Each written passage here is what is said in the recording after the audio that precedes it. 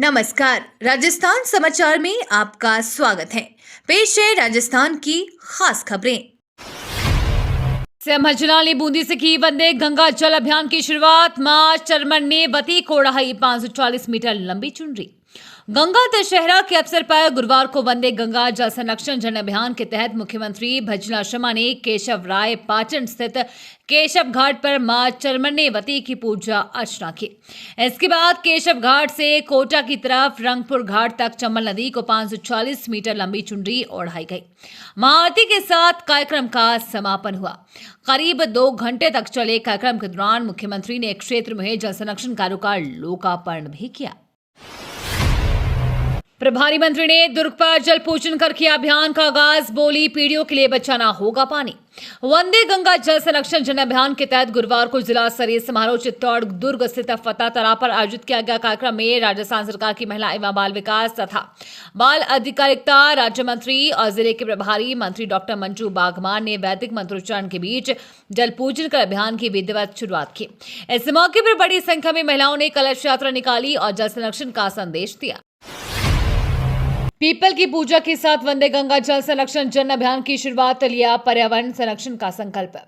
सिरोही जिले में जल और पर्यावरण संरक्षण को लेकर गुरुवार को वंदे गंगा जल संरक्षण जन अभियान की शुरुआत सिरोही जिला मुख्यालय स्थित अखिलाव तालाब से की गई। इस अवसर पर पीपल वृक्ष और तालाब की वैदिक रीति से पूजा अर्चना की गई और उपस्थित जनों ने पर्यावरण संरक्षण का संकल्प लिया। कार्यक्रम में सिरोही के सांसद लूंबा राम चौधरी, जिला प्रमुख अर्जुन राम पुरोहित, जिला प्रभारी सचिव इंद्रजीत सिंह, कलेक्टर अल्पा चौधरी तथा पुलिस अधीक्षक अनिल बेलीवार सहित कई अधिकारी और गणमान्य नागरिक। हनुमानगढ़ में वंदे गंगा जल संरक्षण जन अभियान का भव्य शुभारंभ।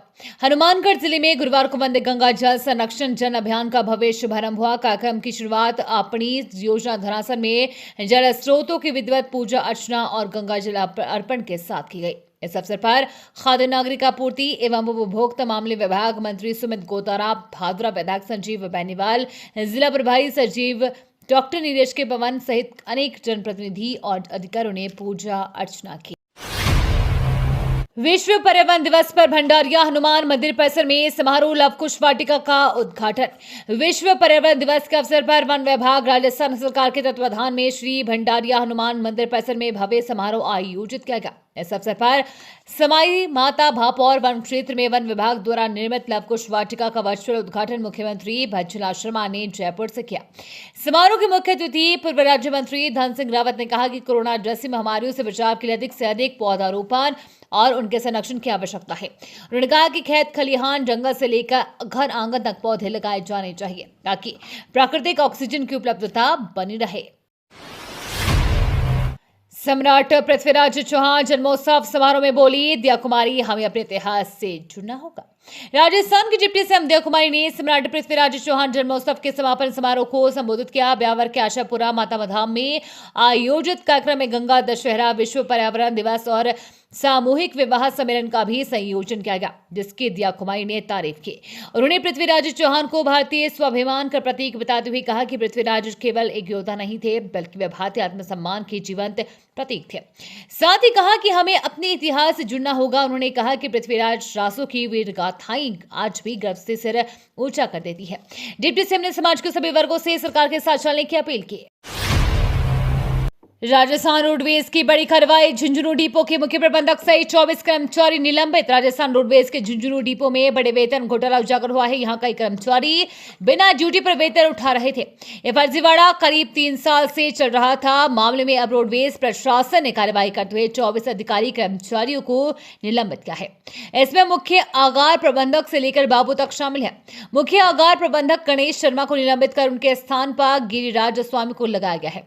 झुंझुनू रोडवेज डिपो में ये अब तक की सबसे बड़ी कार्रवाई है। खाद बीज दुकानदारों के प्रदर्शन पर किरोड़ी लाल मीणा की चेतावनी। कहा, किसानों से ठगी करने वाले को नहीं छोड़ूंगा। राजस्थान में पिछले कई दिनों से कृषि मंत्री किरोड़ी लाल मीणा एक्शन में दिख रही हैं। ये खराब खाद और बीज बनाने वाली फैक्ट्री पर लगातार कार्रवाई कर रही हैं।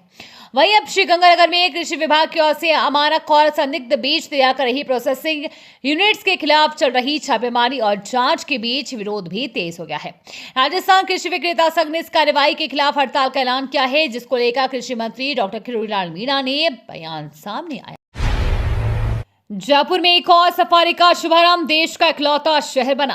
राजधानी जयपुर ने देश भर में एक नया पर्यावरणीय और वन्य जीव संरक्षण कीर्तिमान स्थापित किया। विश्व पर्यावरण दिवस के अवसर पर मुख्यमंत्री भजनलाल शर्मा ने वर्चुअल माध्यम से बीड़ पापड़ लेपर्ड सफारी का उद्घाटन कर जयपुर को भारत का पहला ऐसा शहर बना दिया है जहां अब 3 लेपर्ड सफारी संचालित हो रही है। इससे पहले झालाना और आमागढ़ में लेपर्ड सफारी शुरू की जा चुकी थी। अब नाहरगढ़ वाइल्ड लाइफ सेंचुरी में बीड़ पापड़ लेपर्ड सफारी के जुड़ने से जयपुर वन्य जीव पर्यटन और संरक्षण का एक मजबूत केंद्र बन गया है। प्रदेश के हर जिले में पशु मेलों का आयोजन, पहले चरण में 11 नई जगह होगा आयोजन। राजस्थान में पशुपालन को बढ़ावा देने और ग्रामीण क्षेत्रों के पशुपालकों तक लाभ पहुंचाने के उद्देश्य से राज्य सरकार अब जिला स्तर पर भी पशु मेलों का आयोजन करेगी। इस संबंध में पशुपालन एवं गोपालन मंत्री जोराराम कुमावत ने जानकारी देते हुए बताया कि पहले चरण में 11 जिलों का चयन किया गया है, जहां जिला स्तरीय पशु मेले आयोजित किए जाएंगे। जयपुर में एक और सफारी का शुभारंभ, देश का इकलौता शहर बना। राजधानी जयपुर ने देश भर में एक नया पर्यावरणीय और वन्य जीव संरक्षण कीर्तिमान स्थापित किया। विश्व पर्यावरण दिवस के अवसर पर मुख्यमंत्री भजनलाल शर्मा ने वर्चुअल माध्यम से बीड़ पापड़ लेपर्ड सफारी का उद्घाटन कर जयपुर को भारत का पहला ऐसा शहर बना दिया है जहां अब 3 लेपर्ड सफारी संचालित हो रही है। इससे पहले झालाना और आमागढ़ में लेपर्ड सफारी शुरू की जा चुकी थी। अब नाहरगढ़ वाइल्ड लाइफ सेंचुरी में बीड़ पापड़ लेपर्ड सफारी के जुड़ने से जयपुर वन्य जीव पर्यटन और संरक्षण का एक मजबूत केंद्र बन गया है। प्रदेश के हर जिले में पशु मेलों का आयोजन, पहले चरण में 11 नई जगह होगा आयोजन। राजस्थान में पशुपालन को बढ़ावा देने और ग्रामीण क्षेत्रों के पशुपालकों तक लाभ पहुंचाने के उद्देश्य से राज्य सरकार अब जिला स्तर पर भी पशु मेलों का आयोजन करेगी। इस संबंध में पशुपालन एवं गोपालन मंत्री जोराराम कुमावत ने जानकारी देते हुए बताया कि पहले चरण में 11 जिलों का चयन किया गया है, जहां जिला स्तरीय पशु मेले आयोजित किए जाएंगे। बुकिंग के लिए ई आधार वेरिफिकेशन, तत्काल टिकट को लेकर रेलवे का बड़ा फैसला। भारतीय रेलवे तत्काल टिकट बुकिंग को लेकर नियमों में बदलाव करने जा रही है। तत्काल टिकटों की लगातार हो रही कालाबाजारी को देखते हुए रेल मंत्री अश्विनी वैष्णव ने जानकारी दी है कि भारतीय रेलवे जल्द ही तत्काल टिकट बुकिंग के लिए ई आधार सत्यापन की सुविधा शुरू करेगा, जिससे असली यात्री तत्काल टिकट की सुविधा का उपयोग कर सकेंगे। ऐसे केवल सत्यापित और असली यूजर्स ही तत्काल टिकट बुकिंग सुविधा का लाभ उठा सकेंगे। विश्व पर्यावरण दिवस पर हिंदुस्तान जिंक बनी 3.32 गुना वाटर पॉजिटिव कंपनी। विश्व की सबसे बड़ी एकीकृत जिंक उत्पादक और भारत की एकमात्र ऐसी कंपनी हिंदुस्तान जिंक लिमिटेड ने विश्व पर्यावरण दिवस पर एक ऐतिहासिक उपलब्धि दर्ज की है। कंपनी अब 3.32 गुना वाटर पॉजिटिव बन चुकी है। इस मान्यता को DNB business assurance India private limited द्वारा स्वतंत्र रूप से प्रमाणित किया गया है। इससे पहले यह सूचकांक 2.41 था, जिससे स्पष्ट होता है कि कंपनी ने जल प्रबंधन में उल्लेखनीय प्रगति की है। पीएम मोदी ने किया सिंदूर के पौधे का रोपण, कहा नारी शक्ति और शौर्य का प्रतीक है ये उपहार। पीएम नरेंद्र मोदी ने विश्व पर्यावरण दिवस के मौके पर पीएम आवास स्थित गार्डन में सिंदूर का पौधा लगाया। पीएम ने एक्स पर लिखा, 1971 के युद्ध में साहस और पराक्रम की अद्भुत मिसाल पेश करने वाली कच्छ की वीरांगना माताओं बहनों ने हाल ही में गुजरात के दौरे पर मुझे सिंदूर का पौधा भेंट किया था। आज मुझे ये पौधा लगाने का सौभाग्य मिला है। ये पौधा हमारे देश की नारी शक्ति की शौर्य और प्रेरणा का सशक्त प्रतीक बना रहेगा।